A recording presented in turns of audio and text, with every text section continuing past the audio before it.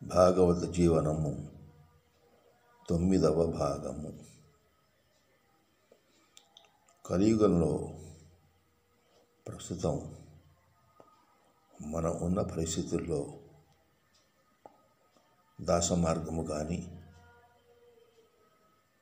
సహమార్గము కానీ, సత్పుత్ర మార్గము కానీ, సన్మార్గము కానీ, ఆత్యంతికమైనటువంటి మార్గము కానీ ఎంతవరకు వీలవుతాయి? ఎందువల్ల అంటే భక్తి అనబడేటువంటి దాని గురించి ప్రస్తుతపు ప్రజలకు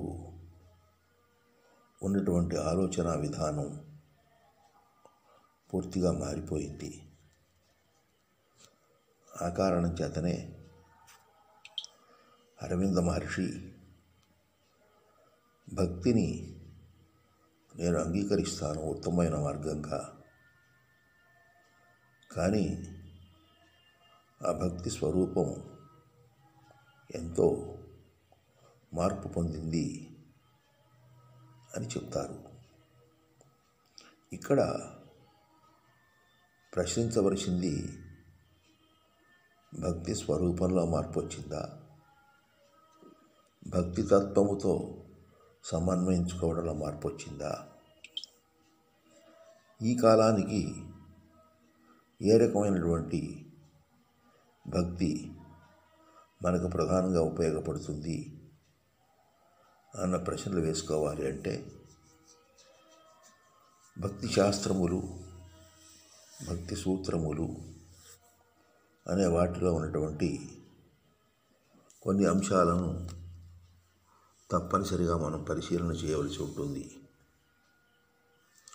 మనకు భక్తి శాస్త్రములలో నారద భక్తి సూత్రములు, శాండిల్య భక్తి సూత్రములు ప్రధానమైనటువంటివి.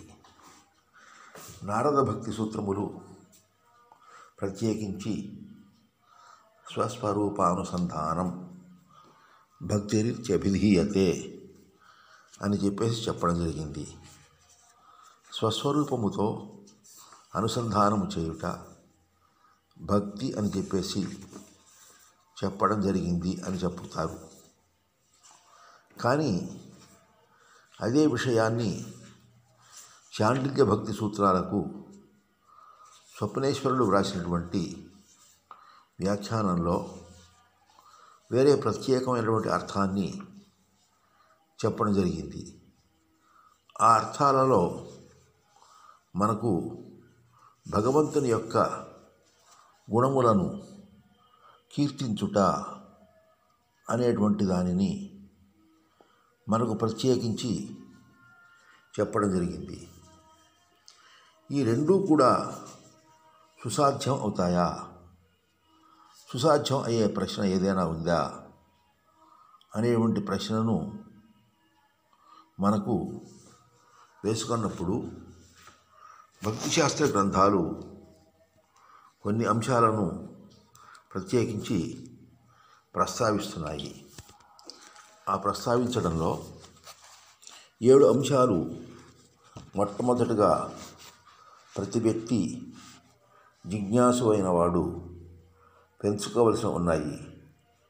మొదటిదాన్ని వివేకము అని, రెండవది విమోకము అని, మూడవది అభ్యాసము అని, నాలుగవది క్రియ అని, ఐదవది కళ్యాణము అని, ఆరవది అనవసదము అని, ఏడవది అనుద్ధర్ష అని చెప్పడం జరిగింది. అంటే ఏమిటి? వివేకము అంటే విచక్షణతో ఎవరిని మనం ఎంచుకోవాలో వారిని ఎంచుకునే పద్ధతిని విచక్షణ అంటారు, వివేకము అంటారు. విమోకము అంటే ఆవేశాలకు లోను కాకుండా ఉండేటువంటి స్థితి. అభ్యాసము అంటే ఆ భగవతత్వము మీద ధ్యాస ఉంచడము. క్రియ అంటే ఆయన్ని సంతృప్తిపరచడానికి శరీరము ద్వారా మనసు ద్వారా చేయవలసిన పనులన్నీ కూడా చేయడం. కళ్యాణము అంటే ఈ ప్రపంచము యొక్క మంచిని సదా కోరుతుండడం. అనవసరము అంటే ఏ రకమైన నిరాశకి నిస్పృహకి అవకాశం ఇవ్వకపోవడం. అనుద్ధర్ష అంటే పొందినా పొందకపోయినా పర్వాలేదు అనే ఒక స్థితప్రజ్ఞ స్థితిని కలిగి ఉండడం. 7 లక్షణాలు ఉన్నప్పుడు మాత్రమే అతడు భక్తి మార్గంలో భక్తి జీవనంలో కొంచెం ముందుకు వెళ్ళగలడు. ఈ పరిస్థితుల్లో మనకు అతడు ఒక ప్రపత్తి మార్గాన్ని కూడా అలవాటు చేసుకోవాలి. ప్రపత్తి మార్గం అనబడేటువంటిది భగవంతుని పట్ల ఒక ప్రణిధానముతో కూడుకున్నటువంటి స్థితి. దీనిలో ఆత్మనివేదన అనేది అతి ముఖ్యమైన అంశం. ఈ ఆత్మనివేదనలో మళ్ళీ కొన్ని భాగాలు ఉన్నాయి. మొట్టమొదటి దాన్ని ఆనుకూల్య సంకల్పము అంటాము. అంటే నేను ఎవరినైతే కోరుకుంటున్నానో ఆ కోరుకుంటున్న దాన్ని నేను పొందగలను సుమా అనేది ఆనుకూల్య సంకల్పము.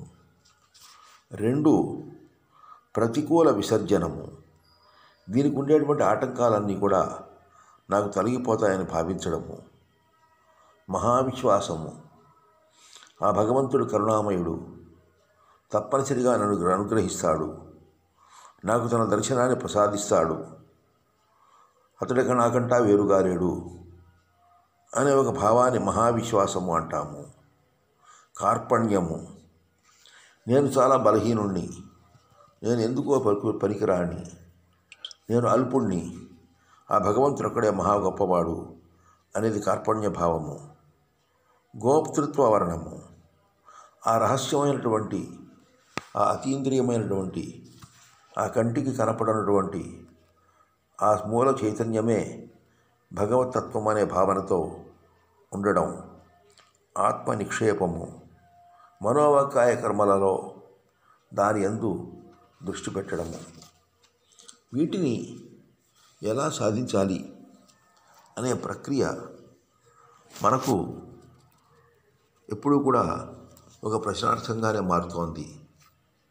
ఎందువల్ల అంటే మనం దైనందిన జీవితంలో మతం అన్న, ఆరాధన అన్న, సంకల్పం అన్న, పూజ అన్న, భక్తి అన్న ఇప్పుడు ఆలోచిస్తున్న ధోరణి పూర్తిగా గత 7 శతాబ్దాల కంటా కూడా వేరుగా ఉన్నది. ఈ వచ్చిన పరిణామంలో మనం భాగవత జీవనాన్ని ఏ విధంగా గడపాలి అనే దాన్ని జిల్లెళ్ళమ్మడి అమ్మగారు ఒక సూత్రం సూచించారు. వర్ణము, స్మరణము, తరణము. వరించుట.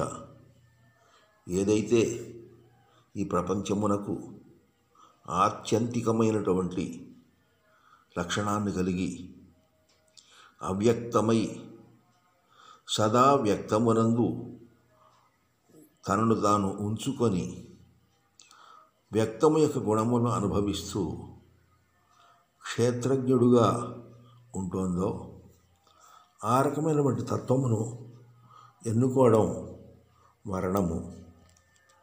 అదే అన్నింటికీ కర్త, కర్మ, క్రియ అనే భావనతో దాన్ని ఉపాసన చేయడం స్మరణము. ఎప్పుడైతే వర్ణము స్మరణము కలుస్తాయో దాని ఫలితము తరణము, తరింపచేయుట. ఇది అంత సులభమవుతుందా? దీనిలో ఉండే మూలమైనటువంటి సూత్రం ఏమిటి? మనకు రాధాకృష్ణతత్వము, సీతారామతత్వము, పార్వతీ పరమేశ్వర తత్వము ఇటువంటివన్నీ కూడా భక్తిపరమైనటువంటి తత్వాలుగాను జ్ఞానపరమైన తత్వాలుగాను చెప్పబడ్డాయి. భక్తి జ్ఞానము 2 ఒకటే. ద్రష్ట దృశ్య దృగ్భేదము నశించిపోయి, సత్ అసత్ భేదము నశించిపోయి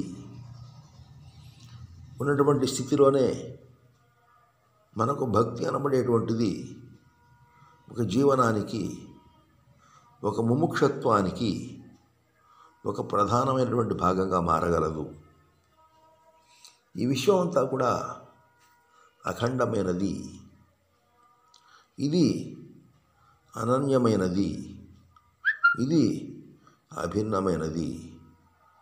ఈ అఖండత్వము, అనన్యత్వము, అభిన్నత్వము అనే మూడు కనుక తీసుకున్నట్టయితే నీవు ఎప్పుడూ ఆ భగవంతుడి నుంచి వేరుగా లేవు, ఆ మూల చైతన్యం నుంచి వేరుగా లేవు. అది వ్యష్టిగా అనేక రూపాల్లో కనపడుతున్న ప్రతి రూపంలో, ప్రతి జీవరాశిలో ఆ చైతన్యమే ఉంది అనే ఎరుకతో, దృష్టితో, స్పృహతో, సమన్వయంతో నువ్వు జీవించాలి. దీనికే సూత్రాన్ని భగవద్గీత ప్రతిపాదిస్తోంది. జ్ఞాతుం ద్రష్టుంచ తత్వేన ప్రవేష్టం అని చెప్తోంది. జ్ఞాతుం అంటే తెలియుట, ద్రష్టుం అంటే చూచుట, తత్వేన ప్రవేష్టం తత్వములో ప్రవేశించుట. కాబట్టి ఏ విధంగా అయితే దృశ్యము నుంచి భావమునకు, భావము నుంచి తత్వమునకు, తత్వము నుంచి కేవలత్వమునకు ఒక అధిగమనాన్ని మనం ప్రతిపాదిస్తున్నామో, ఆ అధిగమన స్థితినే మనకు జ్ఞాతుం ద్రష్టుంచ తత్వేన ప్రవేష్టం అనేటువంటి భగవద్గీత సూత్రం కూడా ప్రతిపాదిస్తోంది. దీన్ని ఎలాగ ఆచరణలోకి తెచ్చుకొని మనం భాగవత జీవనాన్ని కొనసాగించాలి అనే దాని గురించి రేపు చెప్పుకుందాం. ఎందుకంటే భాగవత జీవనం అనబడేటువంటిది ఈ రోజుల్లో షురస్యధార అన్నటువంటి దానిగా మనం చెప్పుకోవచ్చు.